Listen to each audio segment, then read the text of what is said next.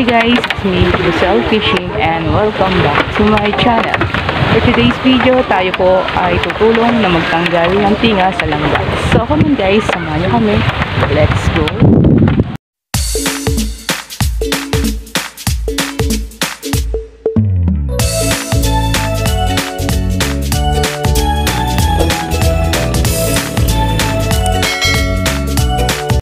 So ayan, hila na tayo. Natin yung resulta ng 6 na aryang pagkababad mula alauna. Bali ang oras natin ay alas 6 na. Ano kaya ang resulta nito?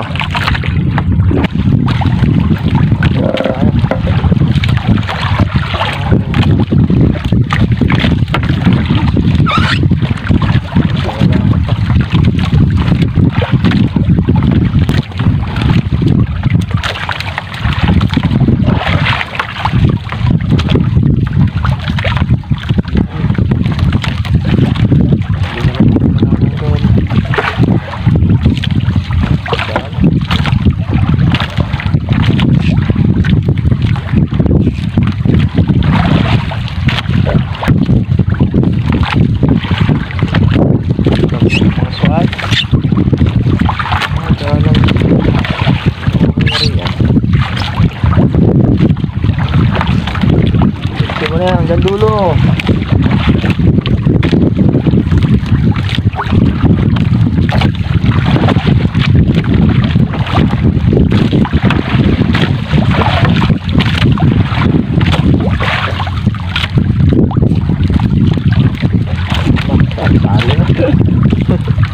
Sari-sari daw. Sama.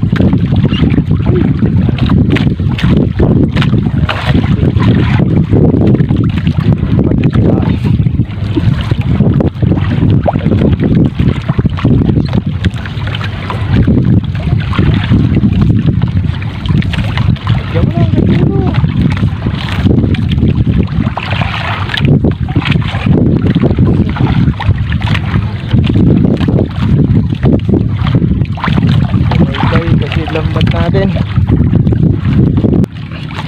Bali manipis yung nakuha natin hipon. Mga 6 na kilo lang siguro yun. Yung alimasag natin yung marami, mga 1 tambor. So ayan, uwi na tayo.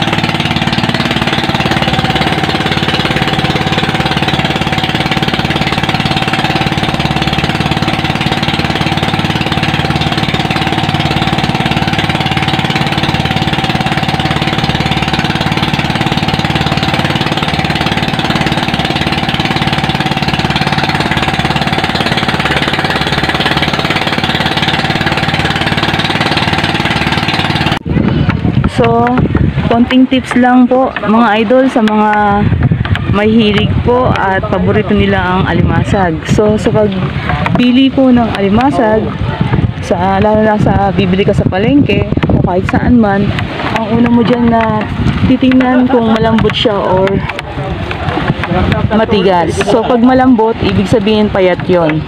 Pero kung matigas, mataba yun. So, dito po sa gitna. Sa gitna yung pisil.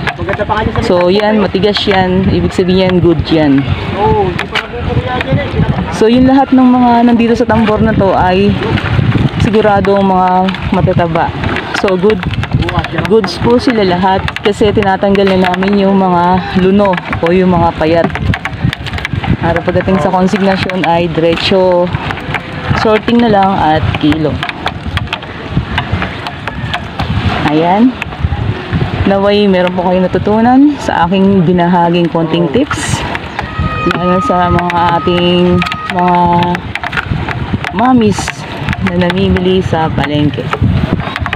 At ito naman sa kabilang timba ay yung ating mga hipon at ating konting mga isda. So ito na mga idol, ito na tayo ng konsignasyon.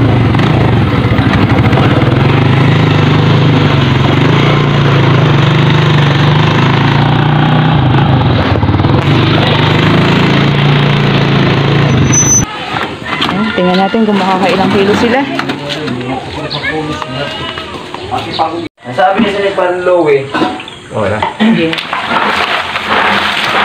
Kabisado nila. Kabisado dyan, man, dahil matagal daw siya naging delivery. Oo. May nanti-delivery.